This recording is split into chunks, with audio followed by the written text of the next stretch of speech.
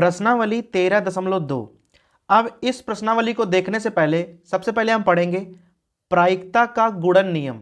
अब यह प्रायिकता का गुणन नियम क्या है भाई? मान लीजिए कि हमारे पास कोई दो घटनाएं हैं E और F, और दोनों के एक साथ घटित होने की प्रोबेबिलिटी भाई क्या होती है? PE intersection F। E के घटित होने की प्रोबेबिलिटी क्या होती है? PE, और F के PF। अब हम ज्ञात करेंगे E के घटित होने की प्रायिकता जबकि F घटना पहले ही घटित हो चुकी है।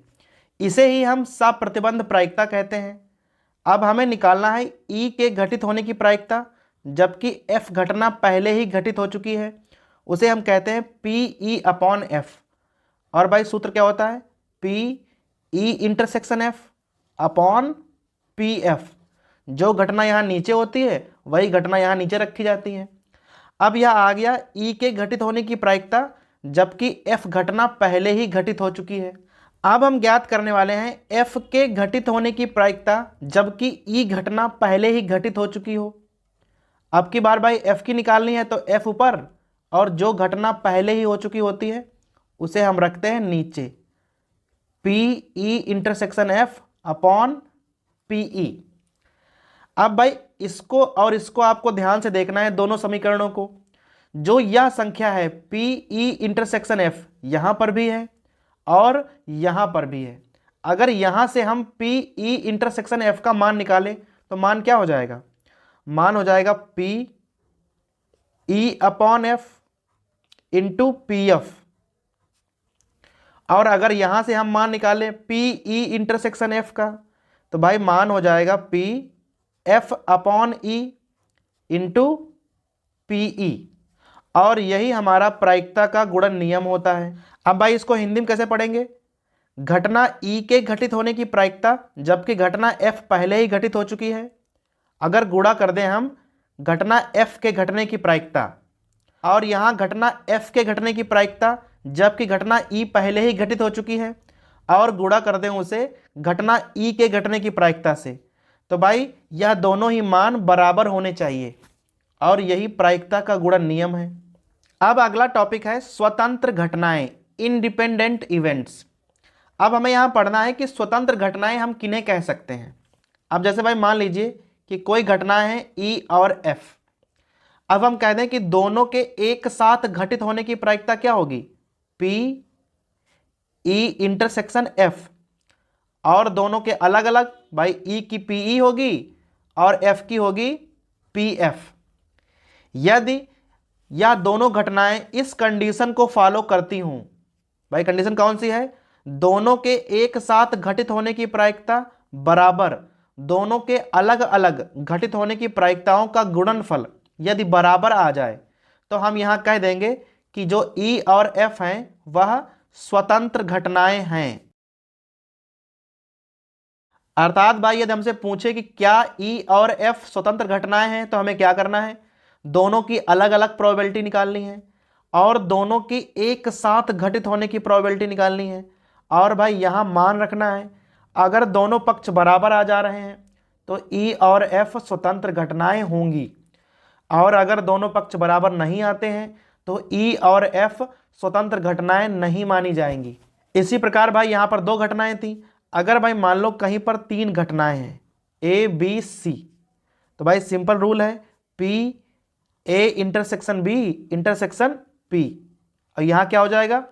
PA into PB into PC। भाई जितनी घटनाएं हैं उन सब का इंटरसेक्शन की प्रोबेबिलिटी निकाल लो, उन सब की अलग अलग प्रोबेबिलिटी की गुणा कर दो।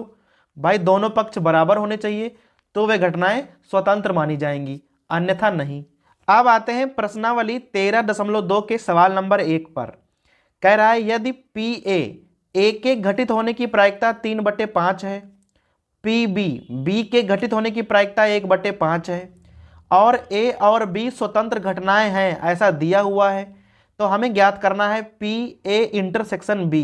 अब हमें यहाँ PA पता है 3/5 है, PB पता है 1/5 है, और हमें यह पता है कि A और B स्वतंत्र घटनाएं हैं। अब भाई अगर A और B स्वतंत्र घटनाएं हैं तो यह इस वाले सूत्र को फॉलो करेंगी, A intersection B equal to P A into P B, और हमें मान ज्ञात करना है पी ए इंटरसेक्शन बी का।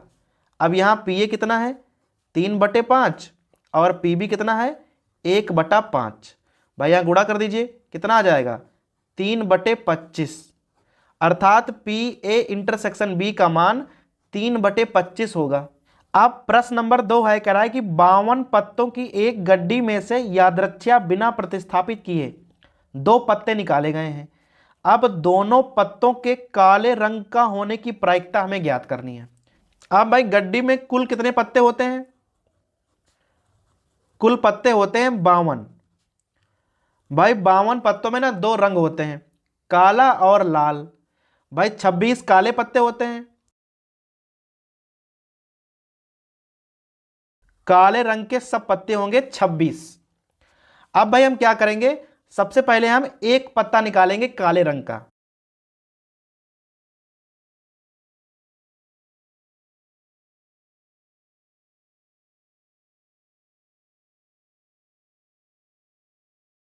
अब इस प्रोबेबिलिटी को हम मान लेंगे पी ए।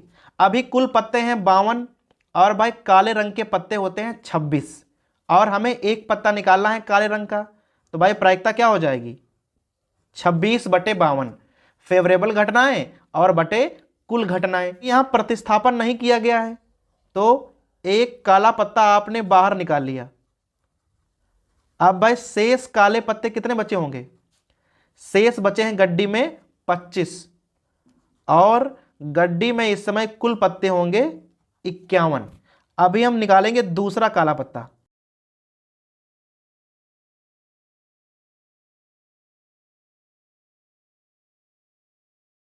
दूसरा काला पत्ता निकालने की प्रायिकता, इसे हम मान लेते हैं भाई पीबी। अभी हमारे पास काले पत्ते हैं 25, तो 25 हो जाएंगी फेवरेबल घटनाएं और कुल घटनाएं हो जाएंगी 51। अब हमने पहला काला पत्ता निकाला तो प्रायिकता हो गई 26/52, दूसरा निकाला तो हो गई 25/51। लेकिन भाई हमें दोनों ही पत्ते एक साथ निकालने हैं।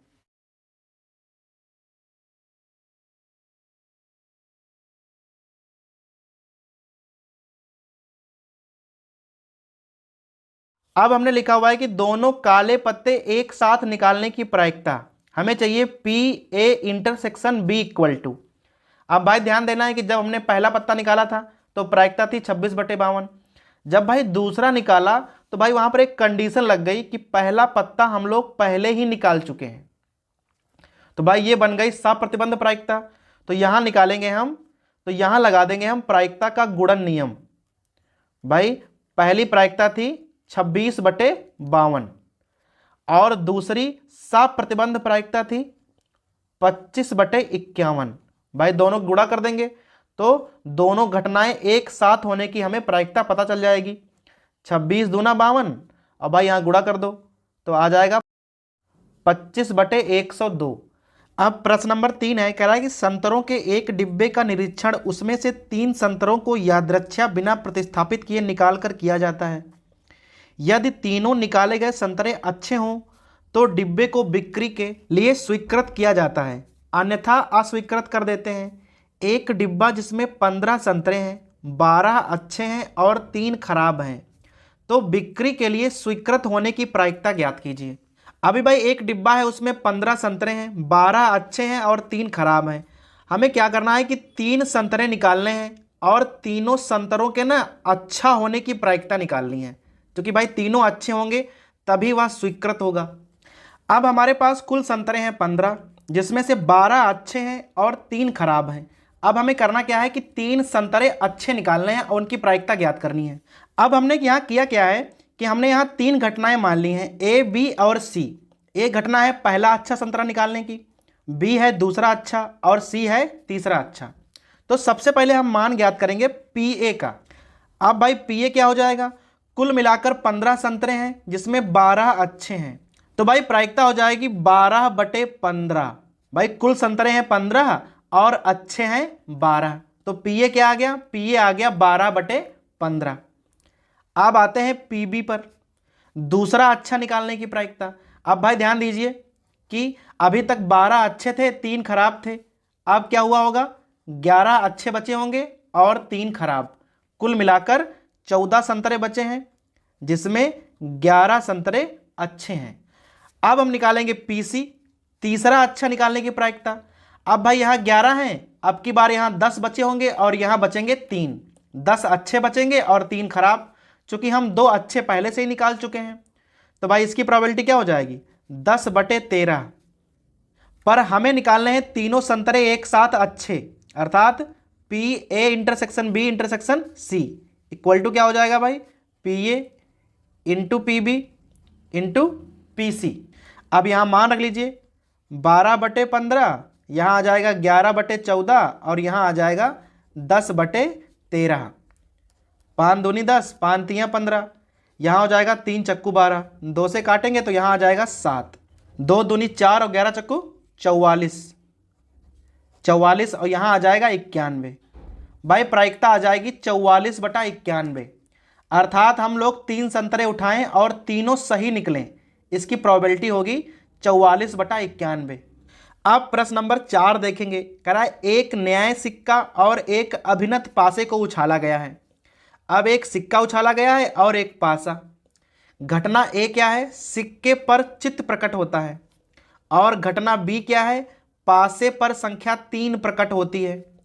को निरूपित करते हैं। निरीक्षण कीजिए कि घटनाएं ए और बी स्वतंत्र हैं या नहीं।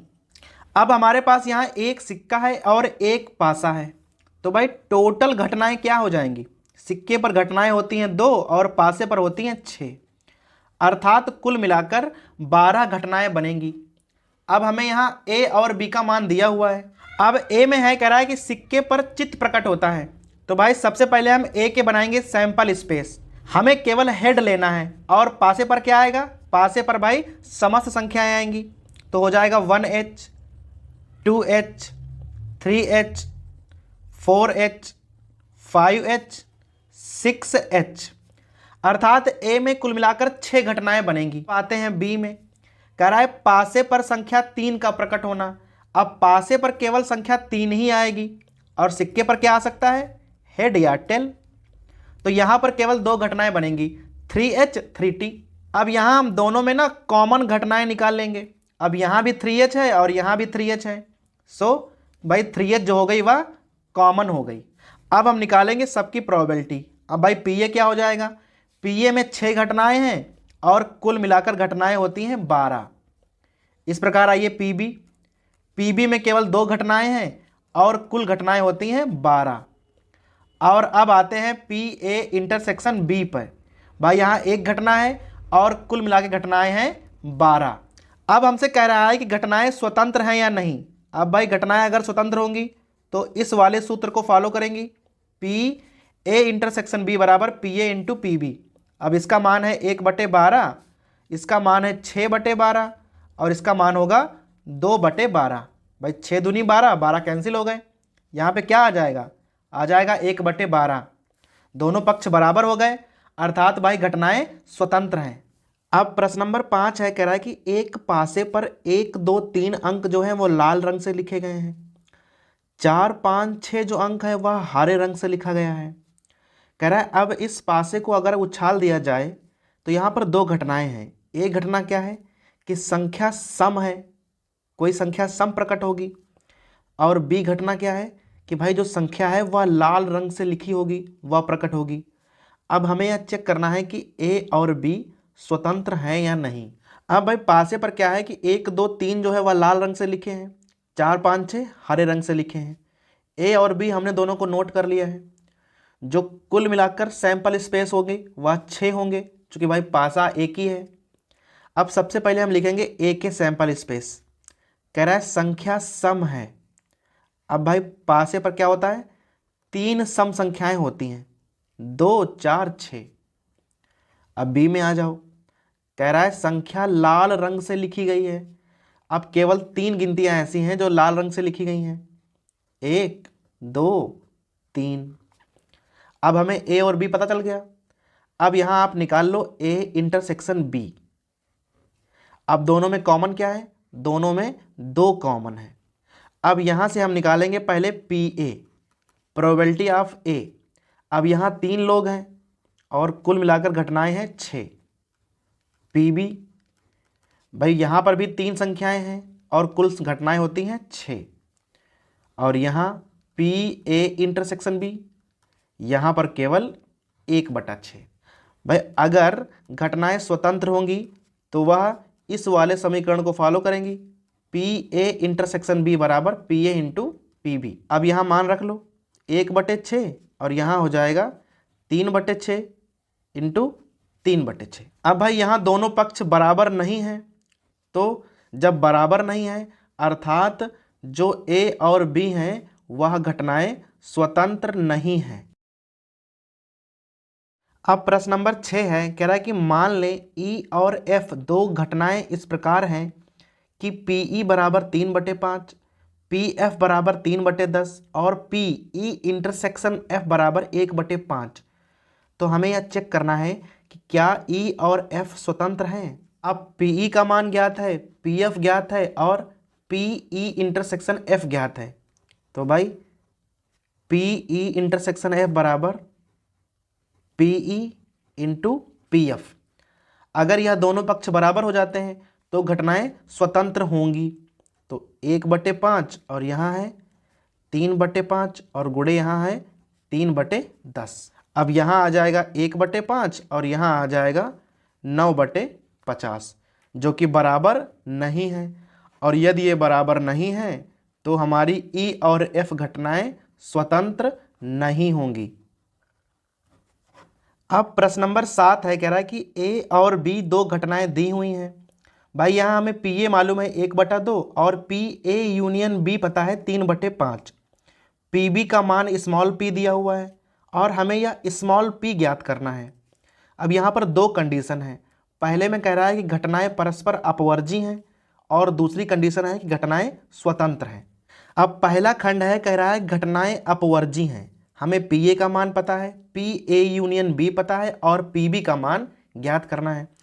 अब भाई आपको पता होना चाहिए अगर घटनाएं अपवर्जी हैं तो वहाँ पर PA इंटरसेक्शन B का मान जो है वह 0 होता है। भाई वहाँ पर कॉमन कुछ भी नहीं होता, उन्हें हम अपवर्जी घटनाएं कहते हैं। अब यहाँ से हम सूत्र लगा सकते हैं, PA यूनियन B बराबर PA plus PB minus PA intersection B। अब हमें यहाँ इसका मान दिया है 3/5 और PA कितना है 1/2। PB हमें ज्ञात करना है, इसका मान हमें स्मॉल p दिया हुआ है और यह हो जाएगा 0। अब यहाँ से P का मान क्या आ जाएगा, P का मान आ जाएगा 3/5 और माइनस 1/2। अब यहाँ LCM ले लो, यहाँ हो जाएगा 6 और यहाँ हो जाएगा 5 आ देंगे तो P का मान आ जाएगा 1/10। अब दूसरा खंड है, कह रहा है घटनाएं स्वतंत्र हैं। अब भाई जब घटनाएं स्वतंत्र होती हैं तो PA इंटरसेक्शन B बराबर क्या होता है, PA इंटू PB। तो सबसे पहले हम निकालेंगे PA इंटरसेक्शन B का मान है क्या। अब इसका मान है 1/2 और इसका मान है स्मॉल p। अब भाई फिर से सूत्र लगाएंगे, PA union B equal to PA plus PB minus PA intersection B। अब इसका मान है 3/5, इसका मान है 1/2 और इसका मान है P और यहाँ मान हो जाएगा माइनस 1/2 P। अब यहाँ जब घटाओगे तो आ जाएगा 1/2 P और इधर हो जाएगा 3/5 और माइनस 1/2। इसको हम ऊपर घटा चुके हैं तो यहाँ आ जाएगा 1/10, लेकिन यह 1/2 P का मान है तो भाई P बराबर क्या हो जाएगा 2 जाएगा उधर। जब भाई इसको 2 से आप गुणा कर दोगे तो आ जाएगा 1/5। अब प्रश्न नंबर 8 है, कह रहा है कि मान लें A और B स्वतंत्र घटनाएं हैं। PA बराबर 0.3 दिया हुआ है, PB बराबर 0.4 दिया हुआ है। तब हमें इन चारों के मान ज्ञात करने हैं। अब यहाँ PA का मान गिवन है और PB का मान गिवन है और भाई एक हमें कंडीशन पता है कि A और B जो है स्वतंत्र हैं। अब जब A और B स्वतंत्र हैं तो PA इंटरसेक्शन B का मान हम सीधे ही निकाल सकते हैं। सूत्र हो जाएगा पी ए इंटरसेक्शन बी बराबर P A into P B. अब यहाँ पी ए है 0.3 और यहाँ है 0.4। सो यहाँ से मान आ जाएगा ए इंटरसेक्शन बी की प्रोबेबिलिटी क्या आ जाएगी 0.12। सीधा ही मान प्राप्त हो गया। अब हम निकालेंगे यूनियन का मान। अब भाई यूनियन का सूत्र होता है P A union B equal to P A plus P B और minus P A intersection B. अब पी ए है 0.3, यह है 0.4 और यह है 0.12। अब यहाँ जोड़ेंगे और यह वाला घटा देंगे तो हमारा आंसर आ जाएगा 0.58। पी ए यूनियन बी का मान आएगा 0.58। अब हमें इसके अलावा मान ज्ञात करना है पी ए अपॉन बी का। अब पी ए अपॉन बी का सूत्र क्या बन जाएगा P A intersection B upon P B. जो नीचे होता है वही नीचे रहता है। अब इसका मान हम ऊपर ज्ञात कर चुके हैं और पी बी का मान तो हमें दिया हुआ है। दशमलव काट लीजिए। अगर भाई सीधे दशमलव में काटेंगे तो यहाँ आ जाएगा 0.3, अर्थात पी ए अपॉन बी का मान 0.3 होगा। इसी प्रकार हमें मान निकालना है पी बी अपॉन ए का। भाई सूत्र क्या बन जाएगा P A intersection B upon P A. यह हो जाएगा 0.12 और यहाँ आ जाएगा 0.3। सो भाई मान आ जाएगा 0.4 के बराबर।